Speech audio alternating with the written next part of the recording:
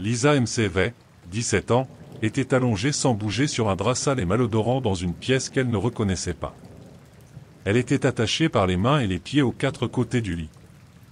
Elle entendait les bruits d'un homme qui se déplaçait dans la pièce, mais elle ne pouvait pas le voir parce qu'on lui avait bandé les yeux avec un long tissu noir.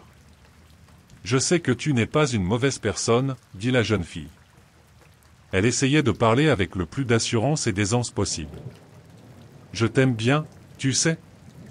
Je pourrais être ta petite amie si tu veux. » L'homme ne bougeait plus. Il y avait un silence de mort, glacial. Lisa plia le billet qu'elle avait écrit et le mit dans sa poche. C'était la note que l'on retrouverait sur la jeune fille après qu'elle ait mis fin à ses jours.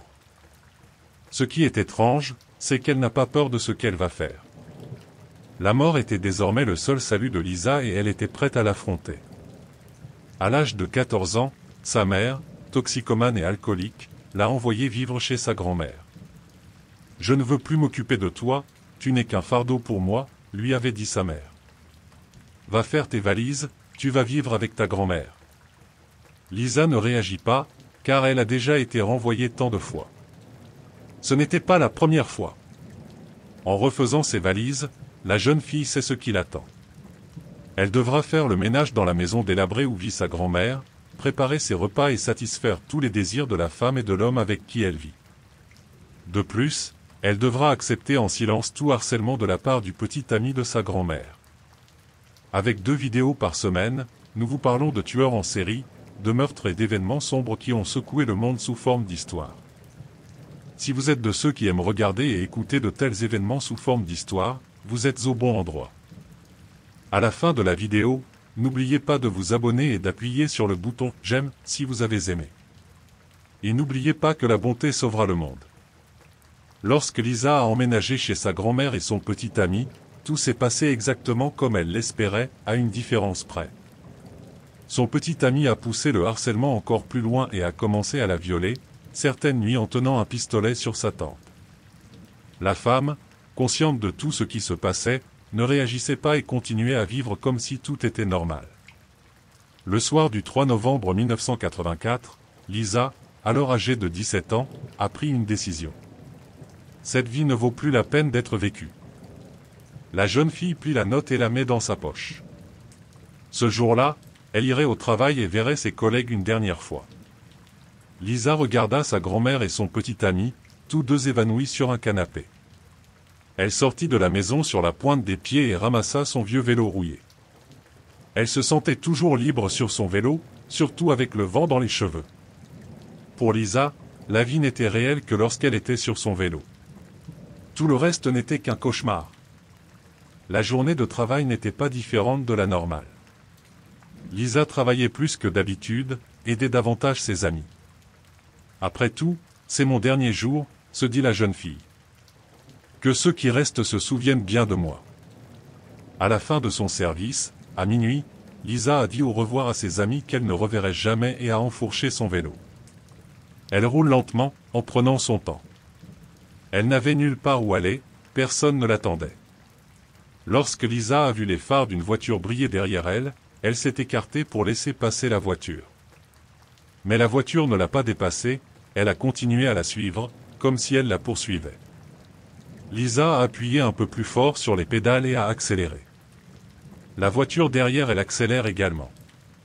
Au fur et à mesure que Lisa accélérait, la voiture accélérait également, suivant calmement sa fuite effrénée, comme si elle se moquait d'elle. Elle était parfaitement consciente de ce qui se passait et la seule question qui lui venait à l'esprit pendant qu'elle pédalait était la suivante: j'allais me suicider bientôt. De toute façon, j'allais bientôt me suicider, alors pourquoi m'enfuir?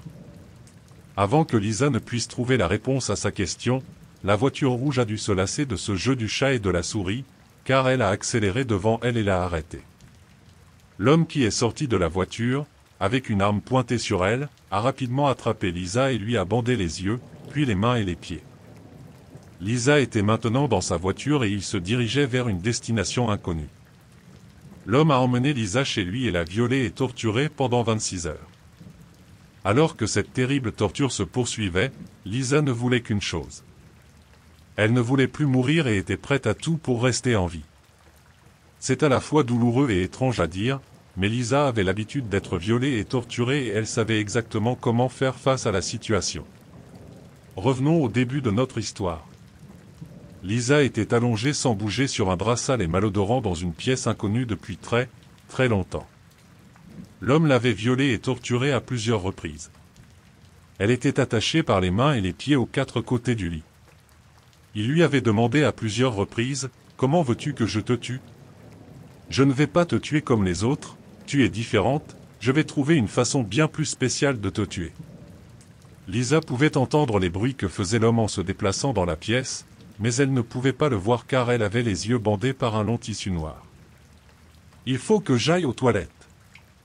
Pouvez-vous me détacher, s'il vous plaît ? » « Non, dit-il sévèrement. Ne me parle pas. » Lisa a senti qu'il était ému par son discours. Elle ne savait pas pourquoi, mais c'était probablement une bonne chose. « S'il te plaît, dit Lisa d'une voix douce. Je ne veux pas salir ton lit, laisse-moi aller à la salle de bain, tu sais que je ne peux pas m'échapper. » Elle ne pouvait pas le voir, mais à son silence, elle savait qu'il réfléchissait. « Écoute, dit Lisa.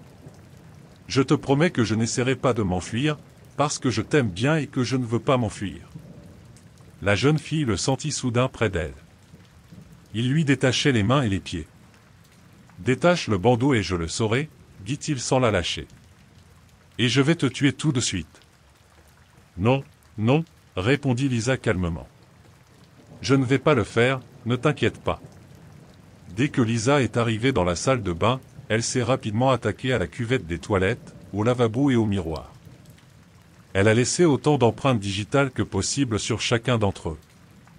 Si elle mourait, elle voulait laisser des indices à la police. Mais la jeune fille savait qu'elle se débarrasserait de cet homme et de cette maison, et surtout, elle le voulait absolument. Lisa voulait vivre. Elle ne toucha pas au bandeau, elle se contenta de tirer légèrement le tissu vers le haut et d'ouvrir une ligne de vue légèrement en dessous du bandeau. « Vous sortez déjà ?» L'homme frappait à la porte et criait. Lisa, pressée, a appuyé sur le réservoir et a dit « J'arrive », comme si elle venait de terminer.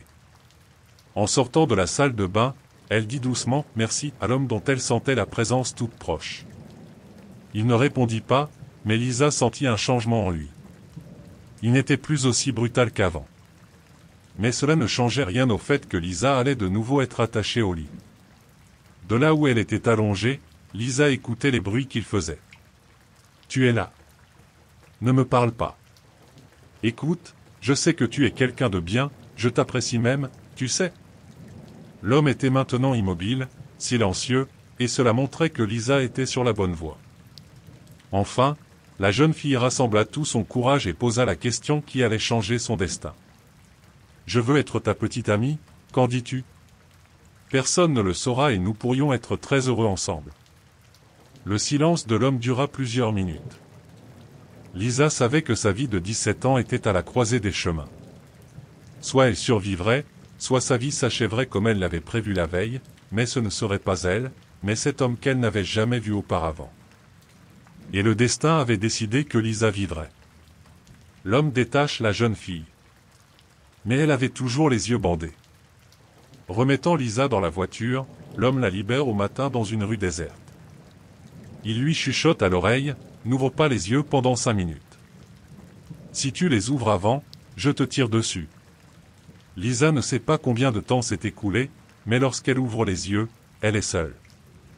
Elle est allée directement à la police et a décrit tout ce qui s'était passé, tous les détails qu'elle pouvait voir sous le bandeau, le distributeur automatique de billets sur la route, les bâtiments sur le côté de la route aussi loin qu'elle pouvait voir, l'homme et sa voiture. Le 16 novembre 1984, l'homme a été capturé à son domicile grâce aux informations fournies par Lisa.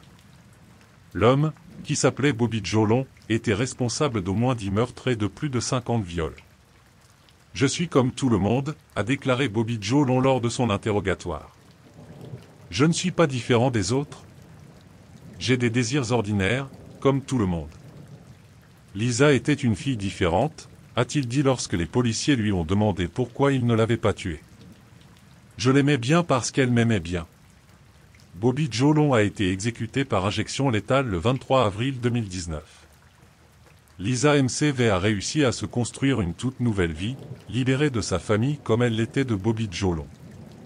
N'envisageant même plus le suicide, Lisa a eu 56 ans en mars dernier et travaille comme officier de police. Dédiant sa carrière aux femmes et aux jeunes filles comme elle, Lisa travaille dur pour s'assurer que ce qui lui est arrivé n'arrive à personne d'autre. Interrogée sur Bobby, elle a déclaré lors d'une interview « J'étais la bonne fille à kidnapper, car en tant que jeune fille violée et molestée toute ma vie, je savais ce que j'avais à faire et c'est pour cela que j'ai survécu. Une jeune fille plus innocente que moi n'aurait pas eu la chance de vivre.